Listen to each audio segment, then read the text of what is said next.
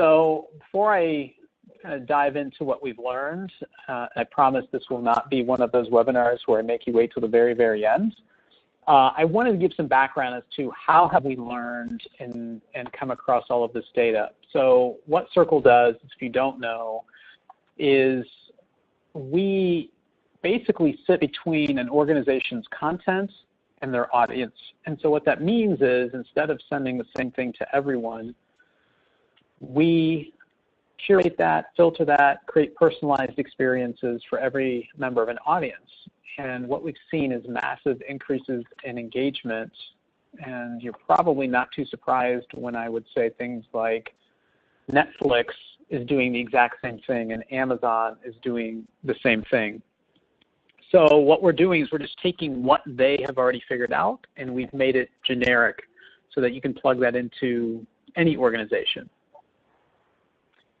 So this is a quick slide as to some of the types of people that are really making the shift into personalized communication. So we've got higher education. Why? Because I've got to figure out how am I going to engage 100,000 alumni with very diverse interests. We've got for-profit corporations, we've got nonprofit corporations, we've got media companies, we've got internal communication. So how would I engage 5,000, 10,000, 20,000 employees that all have different interests and might work even different shifts?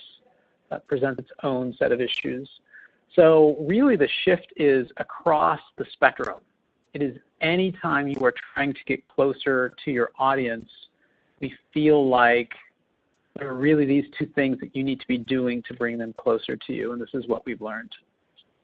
So this has been really over the last 5 years, and we're now working with over 900 different organizations, and that has given us over 1 billion points of engagement data to analyze. And what we've done is we've kind of brought all that down and said, over these 200 million emails we've sent, what have we learned?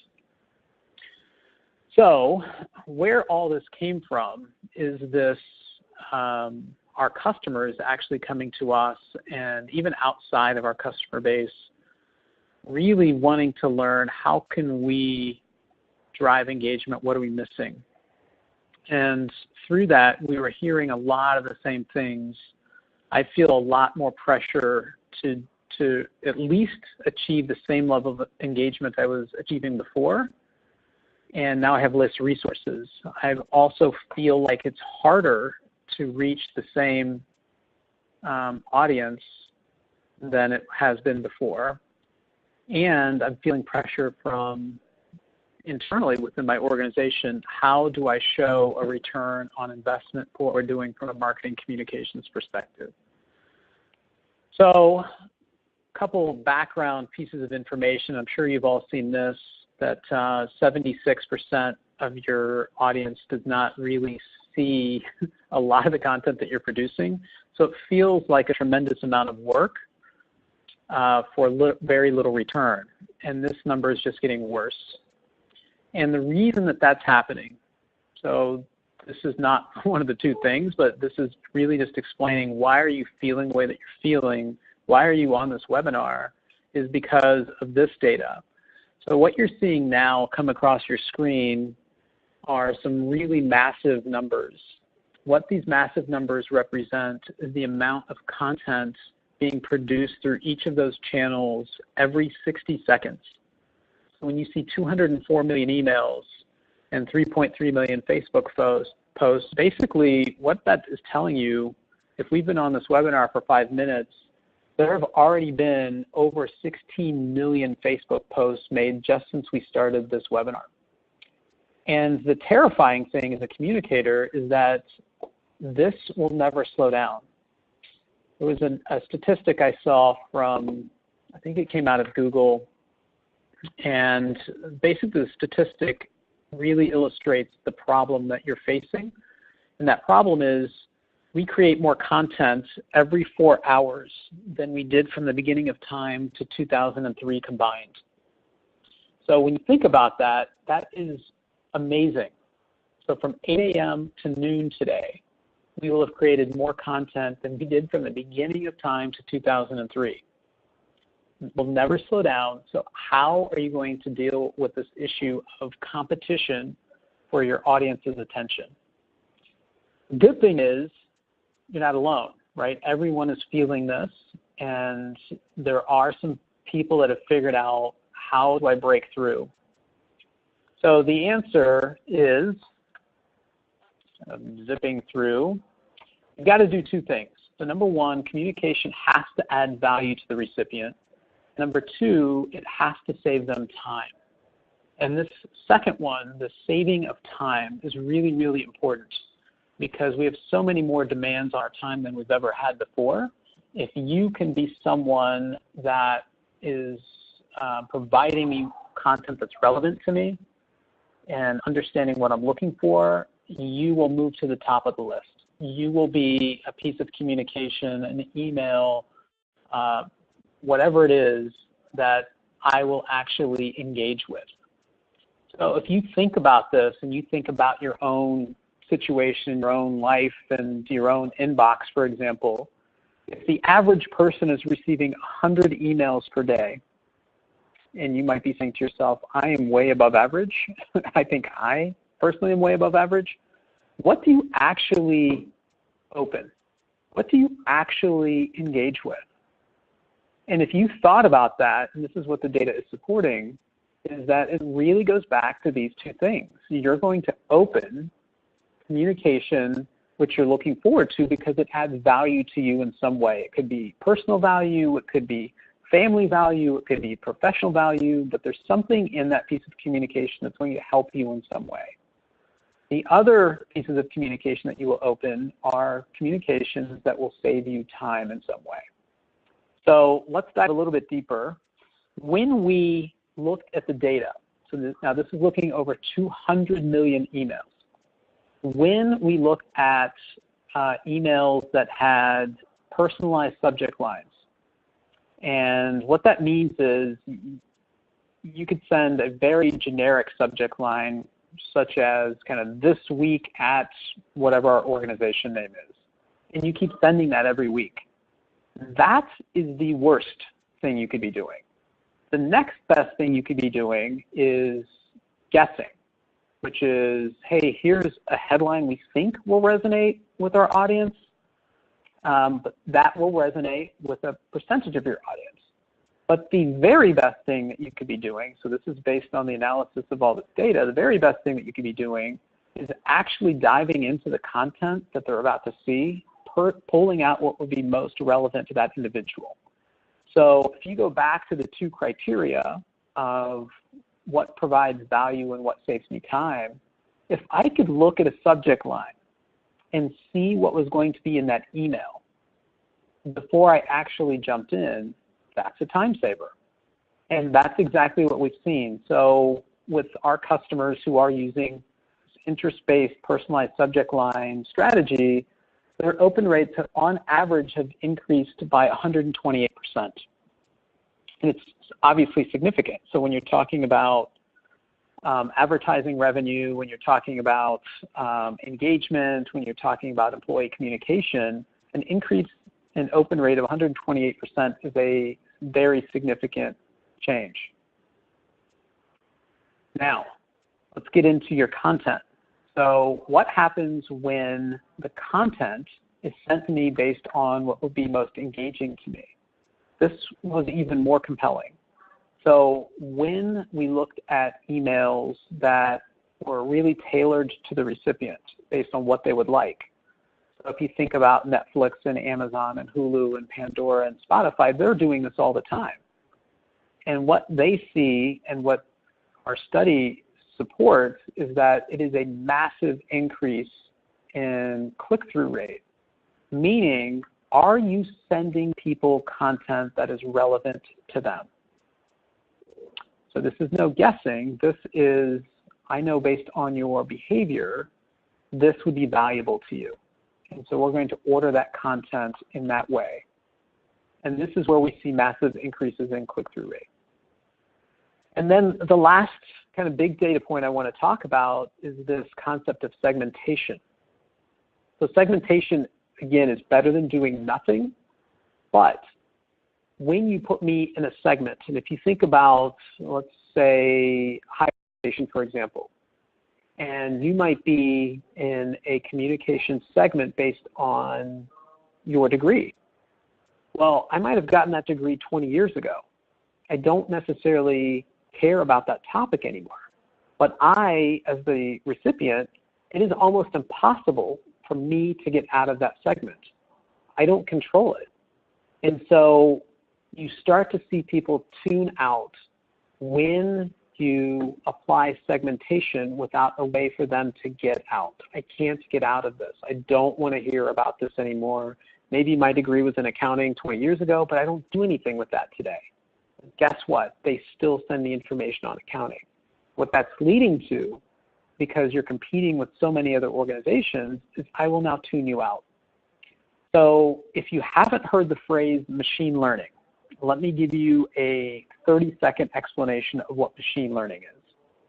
Machine learning is the capacity for computers to learn about someone's behavior based on what they've done in the past, and then they just continue to get smarter. So instead of me being in a defined segment, this person is an accounting major, we're going to send them accounting content, machine learning would say, we're not going to do that. We're going to send this person communication, and we're going to see what they actually engage with and what they don't engage with. And that is going to make us smarter about what this single individual cares about. So if I did graduate and I actually did care about accounting, great, I can engage with that content. And then if my interests change, so let's say 5 years, 10 years later out of school, I'm in sales or marketing, whatever I'm doing now. And I'm not really interested in accounting anymore. Machine learning would automatically realize that this person's behavior has changed and accounting is not an interest of theirs, but marketing and sales is. And it would automatically start to feed that person more marketing and sales content without the person having to go back and say, I don't care about accounting. And this is happening all the time around you. If you think about your smartphone and a lot of the technologies that you use. So even Facebook is learning about you based on what posts you engage with.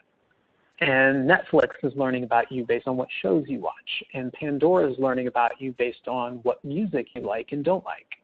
So machine learning is this really forward-thinking way of handling your audience because the technology is now there. We don't have to continue to send the same thing to everyone in our audience, and we don't have to use segmentation to keep them locked down. So really the cool part of this is that when we analyze that, it's a 98% decrease in unsubscribe rate. So what does that mean? It means that people primarily are unsubscribing because they're not receiving relevant content. It goes back to the two things that we talked about in the beginning, which is, do you save me time and do you provide value? And so if you're not providing value because my interests have changed and I don't care about accounting, I'm going to tune you out. I will unsubscribe. But machine learning offsets that by saying we can keep up with your ever-changing interests automatically so you won't unsubscribe. So that was another powerful piece of learning through this study. So just a couple other quick examples of some of these brands that I've already mentioned. And I want to just dive into a couple that you might not have heard of. So Amazon Prime, I'm assuming most people in this webinar certainly have heard of Amazon and probably are Prime members.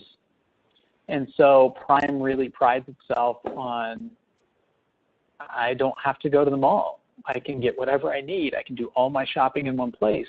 And normally, 2 days later, it's at my house. So it's a huge time saver. You might not have heard of Google Express. So Google Express, they launched somewhat of a competing product. This is probably 6, 9, 12 months ago, somewhere in that neighborhood. And so Google Express said, well, Amazon's really figured this out. What if we could do the same thing, but you know exactly where the products are coming from? So you'd be able to log on to Google Express and you shop at Costco.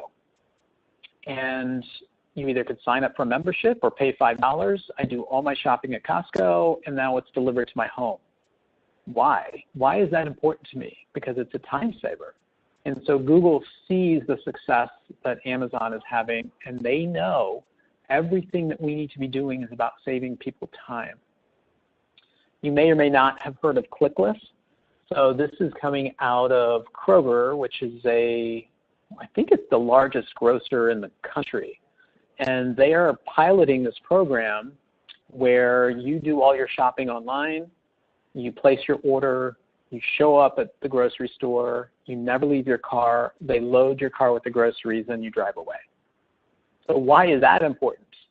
Because people are busy. Save them time. And the last one I'll mention in this category is the Skim. So if you haven't heard of the Skim, basically it is a daily email that goes out, and I think it's 2 women out of New York that started this. And the reason they started this was they're too busy. What if someone could just give me the answers to the test? Just tell me what I need to know today. And I think their subscriber base is around 4 million people now.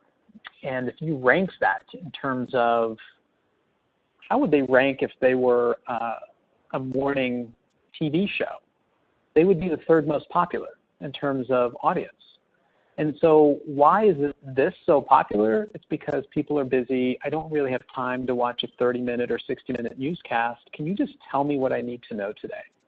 And so that's what the Skim is doing. That's why they've grown and have done so well. So now let's talk about people that provide value.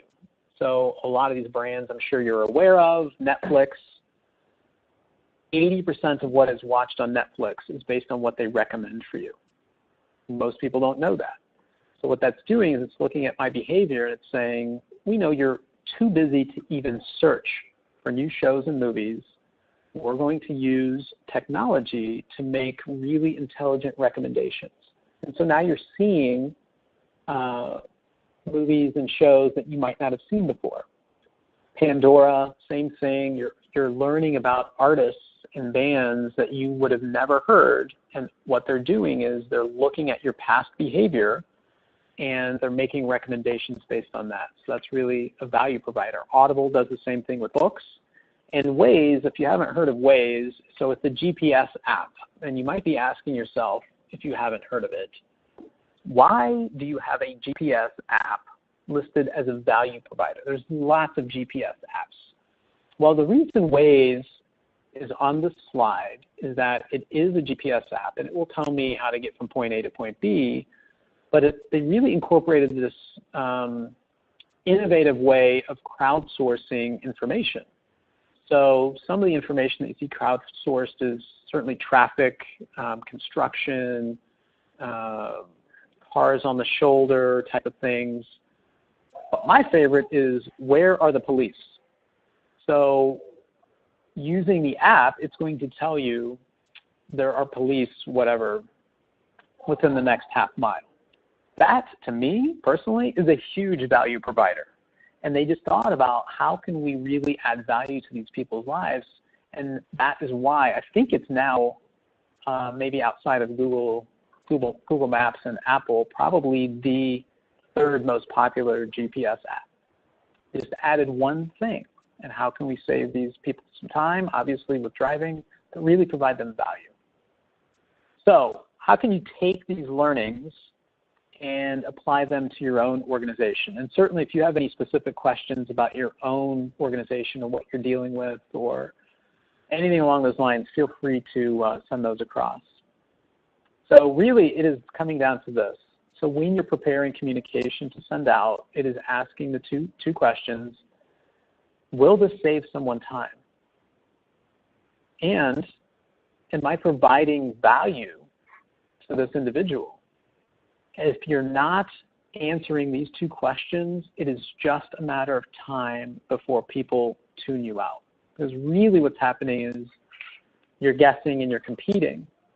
And the people that are trying to reach your same audience, if they have figured this out, they're going to grab your audience's attention. So it's really just a matter of time. So how do we do this? It's not an overnight process. Really taking the time and to be thoughtful. No, obviously Circle does a lot of this automatically, but you don't it's really more of a philosophy. So we, of course, believe in all of this at Circle, and we have the results and customer satisfaction to support. This is the right way to think about communication.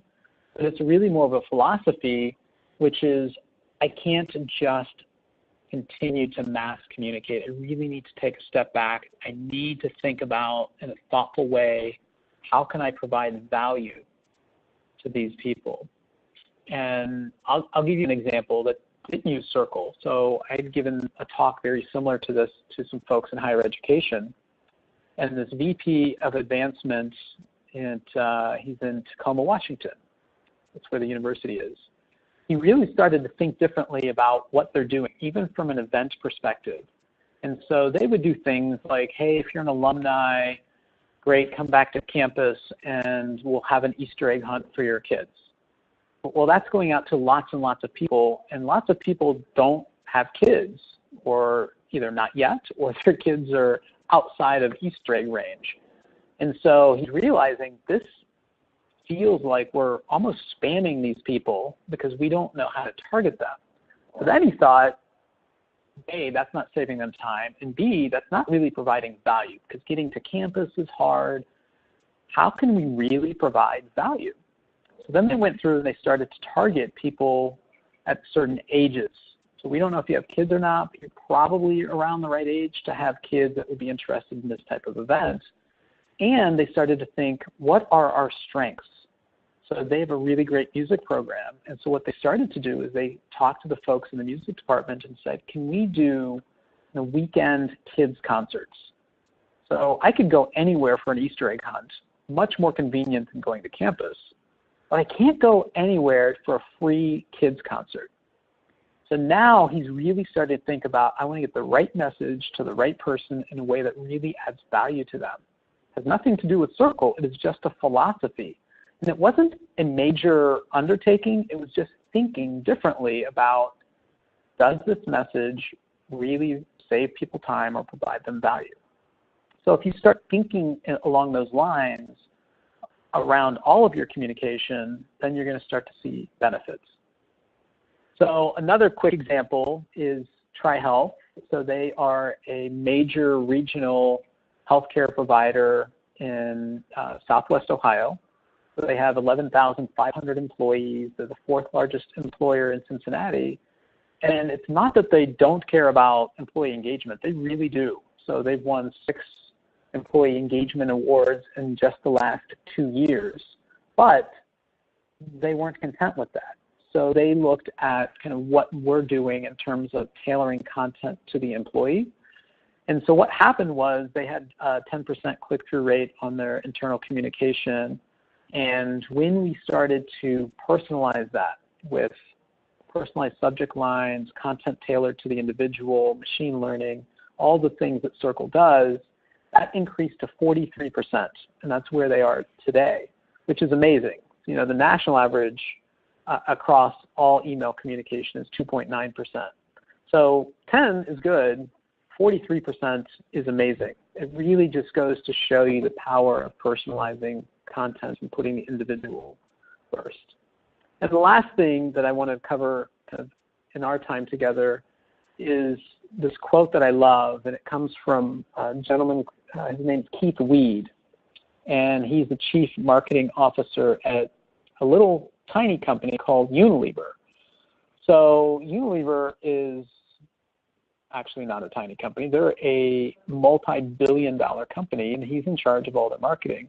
And he came out recently and basically said the following, that brands really need to start thinking about how they can simplify their consumer's life because it is getting so complicated.